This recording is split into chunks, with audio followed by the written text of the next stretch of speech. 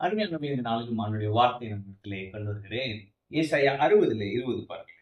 உன் சூரியன் இனி அஸ்தமிப்பதும் இல்லை, உன் சந்திரன் மறைவதும் இல்லை. கர்த்தரே உனக்கு நித்திய வெளிச்சமாயிருப்பார். உன் துர்க்க நாட்கள் முடிந்து உன் துர்க்க நாட்கள் முடிந்து. ஆமென். ஏன் அப்படின்னா, சூரியன் அஸ்தமிப்பதும் இல்லை, சந்திரன் மறைவதும் இல்லை. அதுக்கு முந்தின வசனம் போட்டிருக்கு, சூரியன் உனக்கு பகலிலே வெளிச்சமாயிராமலும் சந்திரன் தன் வெளிச்சத்தால் உனக்கு பிரகாசியாமலும் கர்த்தரே உனக்கு நித்திய வெளிச்சமும் உன் தேவனே உனக்கு மகிமையுமாயிருப்பார். அப்ப கர்த்தருடைய ஆளுகையின் கீழே வருகிற உங்களுக்கு கர்த்தரே உங்களுக்கு எல்லாமா இருப்பார். ஆமென். அவர் நம்மை பிரகாசிப்பிக்கிற கர்த்தராயிருக்கிறார். அப்ப ஆண்டவருடைய ஆளுகைக்கு கீழே நீங்க வந்துட்டீங்கன்னா அவர் பார்த்துப்பார். அப்ப இந்த ராஜாக்கு கீழே நான் இருக்கிறேன்ட்டா அந்த ராஜா தான் உங்களுக்குரிய பொறுப்பு. அப்ப நீங்க நல்லா இருக்கிறது, நாங்க நல்லா இல்லாம இருக்கிறது அந்த ராஜாவுடைய பொறுப்பா இருக்கிறது.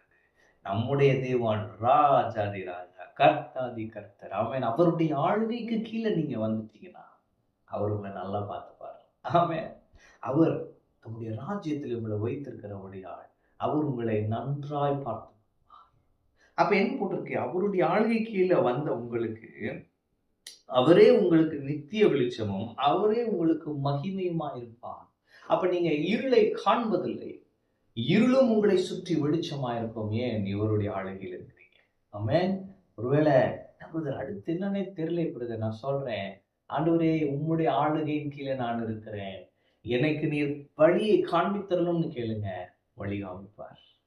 அடுத்து என்ன அப்படின்னு தெரியாதவங்களுக்கு நான் சொல்றேன், கர்த்தர் உங்களுக்கு வழி காமிப்பார். ஏன்னா அவர் உங்கள் வெளிச்சமா இருக்கிறார். சோர்ந்து போயிருக்கிறீங்களா? சொல்றாரு, நீ எழும்பி பிரகாசி, உன் ஒளி வந்தது. கர்த்தருடைய மகிமை உண்மை உதைத்தது என்று சொல்லிட்டு சொல்றாரு, நீ ஆளுகை கீழே இருக்கிற, துக்க நாட்கள் முடிந்து போகும். ஆமென். இன்னைக்கு நான் சொல்றேன், உங்க துக்க நாட்கள் முடிந்து போகும். இனி உங்களுடைய வாழ்க்கையில துக்கமே இல்லை, இயேசுவின் நாமத்திலே. ஆமென். என்ன காரியத்திற்காக நீங்க துக்கப்பட்டு கொண்டிருக்கீங்களான்னு சொல்றாரு, துக்க நாட்கள் முடிந்து போகும். ஆமென். உன் புலம்பலை நான் ஆனந்த களிப்பாய் மாற்றுவேன், உணர்ந்தை நீங்கும் என்று கர்த்தர் சொல்கிறார். ஆமென். அப்ப உங்க துக்கத்தை அவர் சந்தோஷமாய் மாற்றுகிற நாள் இந்த நாள். நீங்கள் அவருடைய ஆளுகைக்கு கீழே ஒவ்வொரு நாளும் இந்த நாட்களை கழிங்க. ஒவ்வொரு நாளும் எழுந்து சொல்லுங்க ஜெபத்தில், ஆண்டவரே உம்முடைய ஆளுகையின் கீழே நான் இருக்கிறேன், எனவே உம்முடைய ஆளுகையின் கீழே நான் ஆசீர்வாதமாய் வாழ என்னை வழி நடத்தும். இதை ஒவ்வொரு நாள் ஜெபமா வச்சிருங்க. அவருடைய ஆளுகையின் கீழே நீங்க ஆளுகை செய்கிறவர்களா இருப்பீங்க. துக்க நாட்கள் முடிந்து போகும், சந்தோஷத்தின் நாட்கள் துவங்கும். ஒவ்வொரு நாளும் சந்தோஷத்தின் நாளாய், மகிழ்ச்சியின் நாளாய், வெற்றியின் நாளாய், ஆசீர்வாதத்தின் நாளாய், நன்மையின் நாளாய் இருக்கும்.